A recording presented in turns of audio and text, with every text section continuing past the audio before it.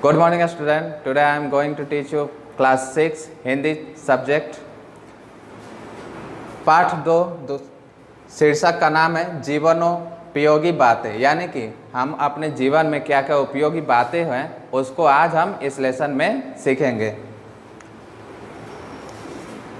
लिखा है, आज की विचित्र शिक्षण पद्धति के कारण जीवन के 2 टुकड़े होते जा रहे हैं। 15 से 20 वर्ष तक आदमी जीने के झंझट में न पड़कर सिर्फ शिक्षा प्राप्त करने और बाद में शिक्षण को बस्ते में लपेटकर रख मरने तक जिए। यह रीति प्रकृति की योजना के विरुद्ध है। यानी कि आज का जो विचित्र जनरेशन है इसमें जीवन को 2 भागों में बांट दिया गया है। एक तो 15 से 20 साल तक हम पढ़ाई लिखाई में लगा देते हैं और उसके बाद से शिक्षण को बस्ते में लपेटकर हम मरने तक रख देते हैं। लेकिन यह क्या है? यह रीति प्रकृति की योजना के विरुद्ध है, विरुद्ध माना जाता भी है।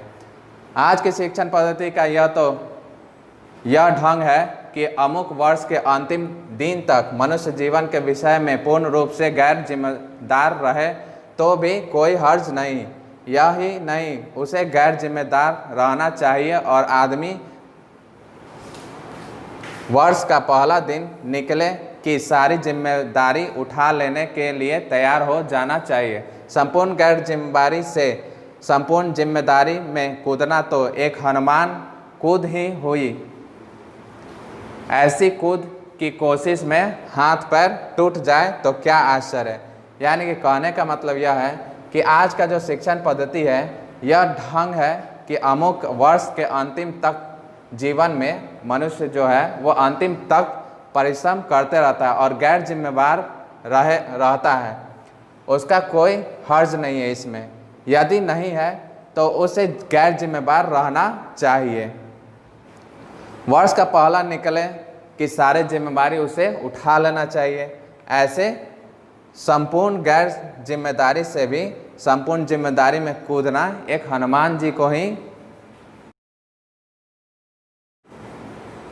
के अनुसार बताया गया है। ऐसी कूद की कोशिश में हाथ पैर टूट जाए तो इसमें कोई बात नहीं है। भगवान ने अर्जुन से कुरुक्षेत्र में ही भगवत गीता कही। पहले भगवत गीता का उपदेश देकर फिर अर्जुन को कुरुक्षेत्र में नहीं ढकेला, तभी उसे वह गीता पची। हम जिसे जीवन की तैयारी का ज्ञान कहते हैं उसे जीवन से बिल्कुल अलिप्त रखना चाहते हैं। इसलिए उक्त ज्ञान में मौत की ही तैयारी होती है। यानी कि कुरुक्षेत्र में अर्जुन से भगवान श्री कृष्ण ने भगवत गीता कही थी। पहले भगवत गीता का उपदेश दिए श्री कृष्ण भगवान ने और उसके बाद अर्जुन को कुरुक्षेत्र में न ढकेला और जब इसका ज्ञान हो गया तब वो आगे बढ़ा। हम जिसे जीवन की तैयारी का ज्ञान कहते हैं वह जीवन बिल्कुल अलिप्त रखता है। इसलिए उक्त ज्ञान में मौत की भी हम तैयारी करते रहे हैं। 20 वर्ष का उत्साही युवक अध्ययन में लगा रहता है और तरह तरह के ऊंचे विचारों के महल बनाता रहता है। मैं शिवाजी महाराज की तरह मातृभूमि की सेवा करूंगा। मैं न्यूटन की तरह खोज करूंगा। 1 2 4 न जाने क्या क्या कल्पना करता है। ऐसी कल्पना करने का भाग्य भी थोड़ों को ही मिलता है, पर जिनको मिलता है उनकी ही बात लेते हैं। इन कल्पनाओं का यह नतीजा में निकलता है कि नून तेल लकड़ी के फेर में पड़ा। जब पेट का प्रश्न सामने आया तब बेचारा दीन बन जाता है। जीवन की जिम्मेदारी क्या चीज़ है, आज तक इसकी कल्पना ही नहीं की थी और अब तो पहाड़ सामने खड़ा हो गया। यानी कि जब हम 20-22 साल के होते हैं, ठीक है, तब तक हम अध्ययन करते रहते हैं और यह ख्वाब करते रहते हैं कि हम बड़े आदमी बनेंगे, हम शिवाजी की तरह बनेंगे, न्यूटन की तरह बनेंगे, IPS बनेंगे या फिर जो भी है। और ये सारे के सारे विचार उनमें होते रहते हैं, पर जिनको मिलता है उनकी ही बात लेते हैं। जैसे कि इन कल्पनाओं का क्या नतीजा निकलता है तो नून तेल लकड़ी के फेर में पड़ा। जब पेट का प्रश्न सामने आया, यानी कि जब उसको नमक और तेल का भाव पता चला और जब उसको पेट का प्रश्न आया, तब बेचारा वो बहुत गरीब हो चुका था। जीवन की जो भी जिम्मेदारी है उसे वह पता नहीं था। आज तक इसकी कल्पना ही उसने नहीं की थी। मैट्रिक पास एक विद्यार्थी से किसी सज्जन ने पूछा, क्यों जी तुम आगे क्या करोगे? यानी कि एक लड़का है जो मैट्रिक पास कर गया है, तो उसे एक सज्जन व्यक्ति आकर उससे पूछते हैं कि आगे तुम क्या करोगे। जैसे यहाँ पर है लड़का और ये एक सज्जन व्यक्ति है, ये इससे पूछ रहे हैं आगे क्या? कॉलेज में जाऊंगा। लड़का क्या बोला? आगे मैं कॉलेज में जाऊंगा। फिर सज्जन व्यक्ति बोलते हैं कॉलेज में तो जाओगे, लेकिन उसके बाद, यानी कि कह रहे हैं कि कॉलेज में तो तुम्हारा नाम लिखा जाएगा और उसके बाद तुम क्या करोगे? फिर है अभी से उसका विचार क्यों किया जाए, आगे देखा जाएगा। तब बच्चा ने बोला कि अभी मैं उसके विचार में कोई भी बात नहीं करूँगा, आगे जो होगा वो देखा जाएगा। आगे है 3 साल बाद विद्यार्थी से प्रश्नकर्ता ने वही सवाल पूछा, उसने जवाब दिया अभी तक कोई विचार नहीं किया। यानी कि वो बालक और सज्जन व्यक्ति फिर मिलते हैं और फिर सज्जन व्यक्ति 3 साल बाद उस बच्चे से पूछते हैं कि आगे तुम क्या करोगे? तो उस बच्चे का भी जवाब वही है कि अभी विचार नहीं किया। विचार नहीं किया क्यों? सज्जन व्यक्ति बोलते हैं क्या विचार करें, कुछ सोचता ही नहीं, पर अभी 1.5 बरस बाकी है, आगे देखा जाएगा। यानी कि उस बच्चे ने बोला कि क्या विचार करें, मुझे समझ में नहीं आ रहा है, आगे 1.5 साल बाकी है तो आगे देखा जाएगा। आगे देखा जाएगा, ये वही शब्द हैं जो 3 वर्ष पहले कहे गए थे, पर पहले की आवाज़ में बेफिक्री थी, आज की आवाज़ में थोड़ी चिंता की झलक थी। यानी कि वो जो जवाब दिया कि आगे देखा जाएगा, ये 3 वर्ष पहले भी उसने ये कहा था और उस समय बेफिक्री थी, परंतु आज का जो आवाज़ था वो उसमें थोड़ा सा चिंता का झलक दिखाई दे रहा था। फिर 1.5 वर्ष बाद प्रश्नकर्ता ने उसी विद्यार्थी से वही प्रश्न पूछा। इस बार चेहरा चिंताग्रस्त था, आवाज़ की बेफिक्री गायब थी तथा कि यह शंकराचार्य जी का पूछा हुआ सनातन सवाल अब दिमाग में कसकर चक्कर लगाने लगा था, पर उसका उत्तर नहीं था। यानी कि 1.5 वर्ष फिर वह विद्यार्थी उस सज्जन व्यक्ति से मिलता है और वही क्वेश्चन दोहराता है और उसमें जब यह जवाब देता है तो उसके चेहरे पे चिंता का लकीर साफ साफ झलक रहा था। जीवन और मरण दोनों आनंद की वस्तु होनी चाहिए, कारण अपने परम प्रिय पिता परमेश्वर ने जीवन दुखमय नहीं रचा, पर हमें जीवन जीना आना चाहिए। कौन पिता है जो अपने बच्चों के लिए परेशानी की जिंदगी चाहेगा? कल्पना की क्या आवश्यकता है? प्रत्यक्ष देखिए ना, हमारे लिए जो चीज़ जितनी ज़रूरी है उनको उतनी ही सुलभता से मिलने का इंतजाम ईश्वर की ओर से है। पानी से हवा ज़्यादा ज़रूरी है तो ईश्वर ने हवा की उपलब्धता को अधिक सुलभ किया है। जहाँ नाक है वहाँ हवा मौजूद है। पानी से अन्न की ज़रूरत कम होने के कारण पानी प्राप्त मात्रा की अपेक्षा अन्न प्राप्त करने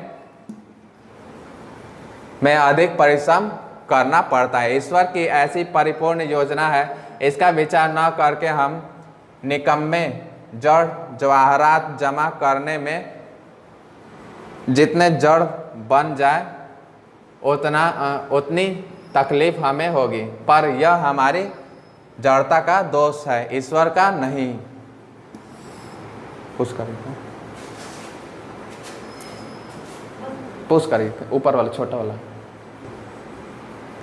जीवन और मरण दो आनंद वस्तु होनी चाहिए हमारे जीवन में, कारण कि अपने परम प्रिय पिता परमेश्वर ने जीवन में नहीं रचा, पर हम जीवन जीना चाहिए और अच्छे और आनंद के साथ जीना चाहिए। कौन पिता चाहता है कि मेरा बच्चा अच्छे से ना जिए, खुशी से ना रहे? कल्पना की क्या आवश्यकता है? प्रत्यक्ष देखिए ना, हमारे लिए जो भी चीज़ जितनी ज़रूरी है उनको उतनी ही सुलभता से मिल जाती है। जैसे कि ईश्वर ने हवा और पानी बना है तो वहाँ हवा मौजूद है, और ईश्वर ने हवा की उपलब्धता अधिक की है और आसानी से की है, सुलभ से की है। परंतु पानी जो है वो पानी भी प्राप्त हम कर सकते हैं, आसानी से प्राप्त कर सकते हैं।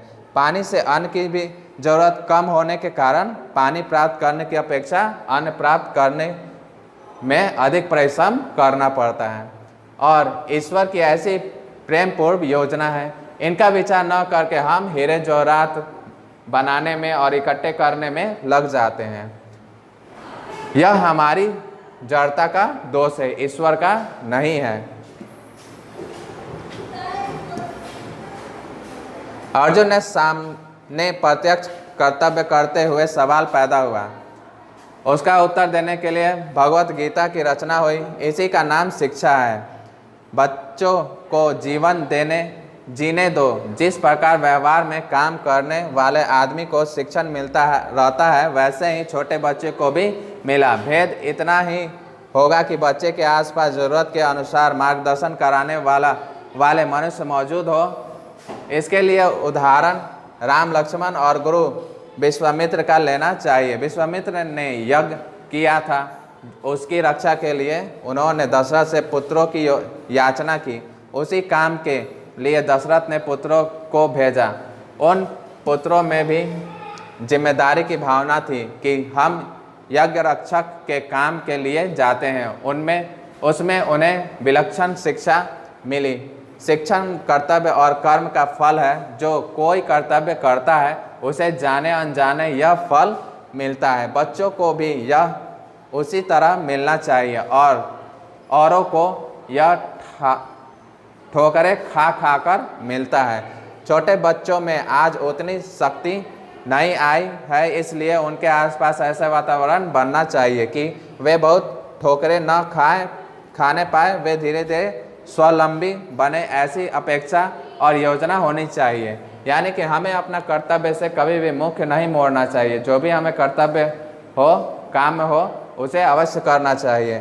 प्राथमिक महत्व के जीवनोपयोगी परिश्रम को शिक्षण में स्वस्थ स्थान मिलना चाहिए। कुछ शिक्षक शास्त्रियों का मानना है कि ये परिश्रम शिक्षण की दृष्टि से ही दाखिल किए जाएं, पेट भरने की दृष्टि से नहीं।